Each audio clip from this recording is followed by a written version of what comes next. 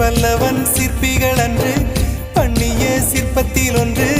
பெண்ணென வந்தது இன்று சிலையே உந்தன் அழகுக்கில்லை ஈடு என்ன விலை அழகே சொன்ன விலைக்கு வாங்க வருவேன் விலை உயிர் என்றாலும் தருவேன் இந்த அழகை கண்டு வியந்து போகிறேன் மொழி இல்லாமல்